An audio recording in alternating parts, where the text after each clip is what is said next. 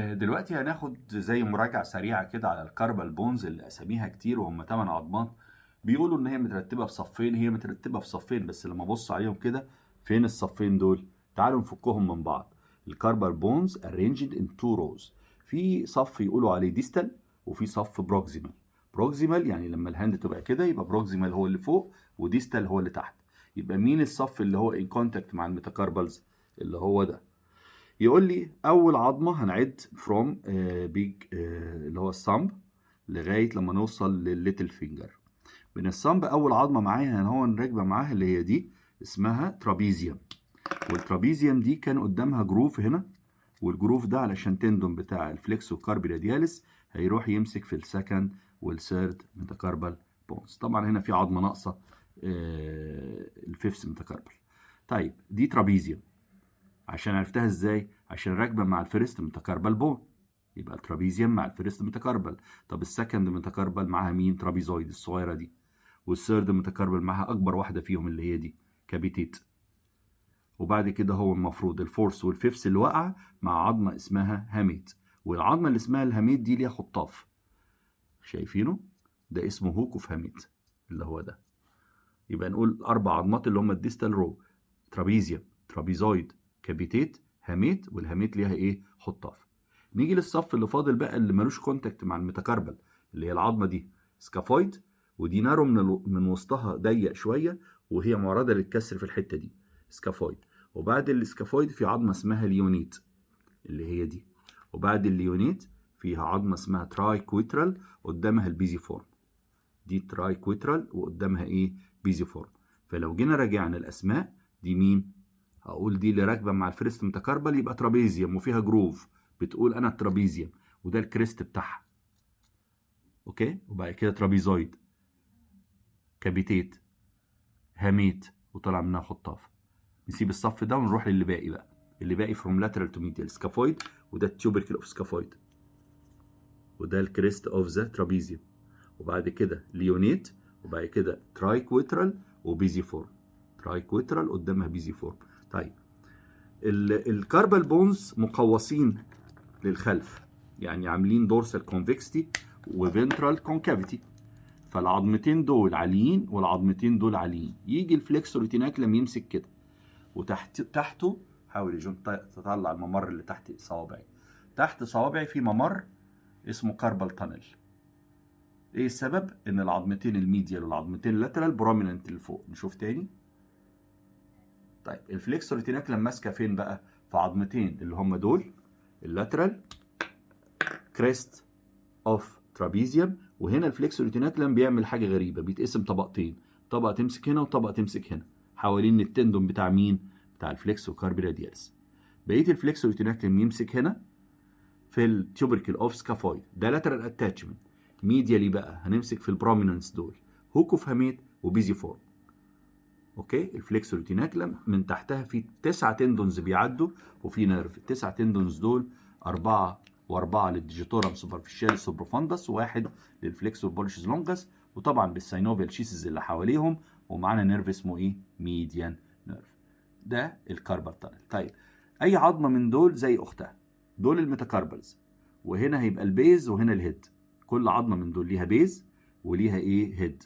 البيز مع الكاربال بيعمل كاربو ميتاكاربال جوينت، والهيد مع اول عقله من عقل الصباع هيبقى ميتاكاربو فالنجيال جوينت اللي هو ده. وبعد كده هو بالنسبه للصمب في جوينت واحد اسمه انتر فالنجيال. لكن بالنسبه لبقيه الصوابع كل صباع فيه 3 عقل بمفصلين. ادي اهي دي الفلنجيز. بالنسبه للصمب هي الوحيده اللي كامله. فهنلاقي هنا هو ده بروكسيمال وده ديستال. المفروض الصباع ده يبقى فيه بروكسيمال وميدل وديستال. ديستال مش موجود. لكن كان يهمني قوي ان احنا نفهم الكاربال بونز واجزائها وازاي الفليكسور ريتيناكلم بتمسك. اوكي كده خلصنا الهاند. اشوفكم فيديو جاي ان شاء الله. لما نيجي نبص على الهاند هنقول ان الجهه دي اسمها بالمر سيرفيس ودي اسمها دورسال سيرفيس. لما نيجي نتكلم على البالمر سيرفيس هنقول الاول الديب فاشيا اللي موجوده في البالم.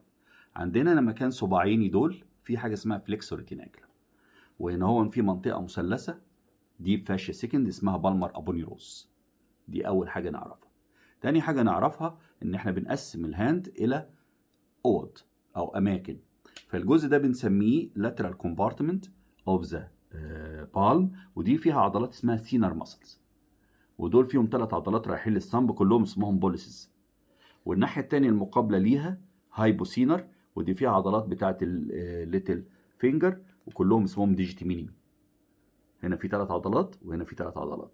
ال3 عضلات سوبرفيشال 2، اللي بره دي اسمها ابدكتور بوليشز بريفس، واللي جوه دي اسمها فليكسور بوليشز بريفس.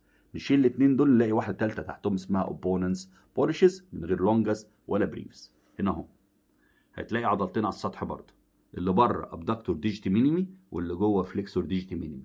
شلناهم الاقي عضله ثالثه اسمها اوبوننس ديجيتي مينيمي.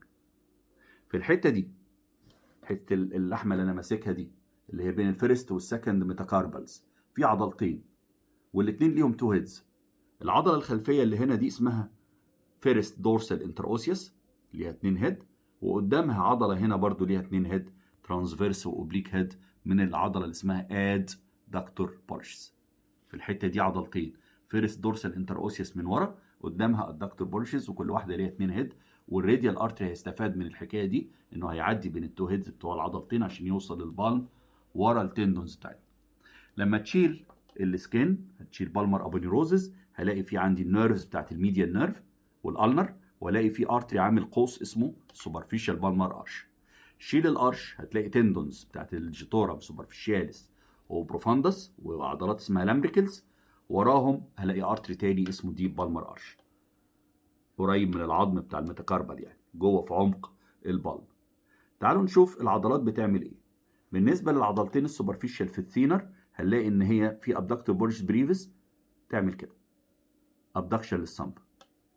اوكي، ابدكشن، حركه الابدكشن كده يا جماعه، وكده اد حركات الصنب، ابدكشن ادكشن ابدكشن. العضلات اللي معايا عملت كده النهارده في البالم ابدكتور بولش بريفس. لو انت عملت ايدك كده حط صباعك هنا تلاقيه العضله جامده، دي الابدكتور بولش بريفس.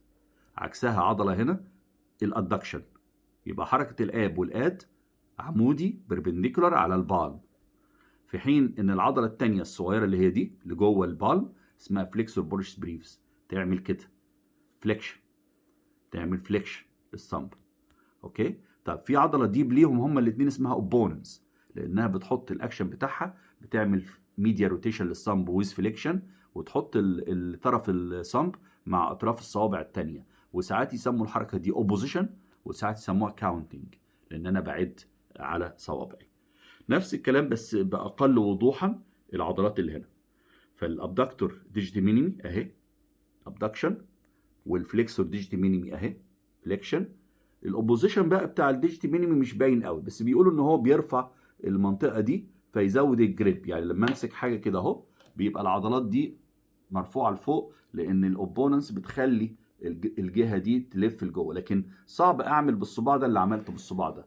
ليه؟ عشان تركيبه المفصل اللي عندي هنا كاربو متكاربال جوينت اللي بين الترابيزيوم والفيرست متكاربال بيسمح بالحركات دي، لكن هنا لا، ما يسمحش بالفري موبيليتي بتاع الليتل فينجر. الصنب بيمثل 50% من الفانكشن اوف ذا هاند، فهو اهم صباع عندنا هو الصنب. نيجي بعد كده بعد ما سيبنا الكومبارتمنت دي والكومبارتمنت دي، هنيجي نقسم الانترميديت كومبارتمنت اللي بينهم الى جزئين. في انترماسكولار سيبتم جاي من البالمر ابونيروزس لثالث متكاربال بون، لاترال ليه في منطقه مثلثه اسمها سينر كومبارتمنت او سينر سبيس، وهنا ميد بالمر سبيس، ميديال ليه ميد بالمر سبيس. يبقى انا عندي هنا هو بالمر ابونيروزس بيطلع منه لاترال انترماسكولار سيبتم ماسك في الفيرست متكاربل، وميديال انترماسكولار سيبتم ماسك في الميديا في الفيفث متكاربل، وانترميديات ماسك في الثيرد. بين اللاترال والانترميديات هنا في سبيس اسمها ثينر سبيس ثينر، وبين الانترميديات وبين الميديال انترماسكولار سيبتم هنا في سبيس اسمه ميد بالمر سبيس. وده بقى في المحاضره هنشوفه على الرسومات يا ترى كل سبيس ايه الباوندريز وايه الكونتنتس. عايز اوريكم برضو الحته دي ودي الفولد اوف سكين اللي بين الصابع ده اسمه ويب سبيس، دي اسمها ويب سبيسز. اوكي، وهنا عندي فليكسور تيناكلم تحتيه كاربال تانل، وهنا في اللور بارت اوف فور ارم بين التندونز اوف ديجيتورم بروفاندس وبوليسيس لونجس والبرونيتور كوادريتس من ناحيه ثانيه، بين البرونيتور كوادريتس والتندونز اللي نايمه عليه في سبيس اسمها سبيس اوف بارونا. لو حصل التهاب هنا، الالتهاب ده يتنقل لسبيس اوف بارونا، والاقي الحته دي ورمت برضه. فين السبيس اوف بارونا دون؟ بين البرونيتور كوادريتس وبين التندونز اللي نايمه عليه، بين الاثنين يعني. طيب هنا في سبيس كاربال تانل. طب هنا في كام سبيس؟ 2، ثينر والميد بالمر. اي سبيس من الاثنين دول لو التهبت، حصل فيها التهاب، بيورم الويب سبيس ريليتد ليها. فالثينر سبيس ليها الويب سبيس ده، والميد بالمر هنا وهنا وهنا. الويب سبيسز اللي تبع السينر طبعا هنا ده السبتم ده، يبقى الاثنين دول تبع السينر والاثنين دول تبع الميد بالمر. نفس الانفكشن ده يتنقل عن طريق الكاربال تانل للبارونا سبيس. البارونا سبيس ديب للفليكسور تندونز وسوبرفيشال للبرونيتور كوادريتس. هنا في الاطراف في حاجه اسمها بالب سبيس، هندرسها برضو في المحاضره. يبقى ايه السبيسز اللي عندنا في البالب؟ في عندي الثينر والميد بالمر، ودول مع بعض حاجه اسمها انترميديت كومبارتمنت اوف ذا بالب، ودي كومبارتمنت اسمها الثينر ايميننس ودي هايبوثينر ايميننس. والعضلتين اللي موجودين هنا ليهم 2 هيد كل واحده، من ورا فيرست دورسال انتر اوسيوس، من قدامها الدكتور بولشس. اوكي، نشوفكم بقى في محاضره جايه ان شاء الله، وفيديو جاي قادم باذن الله.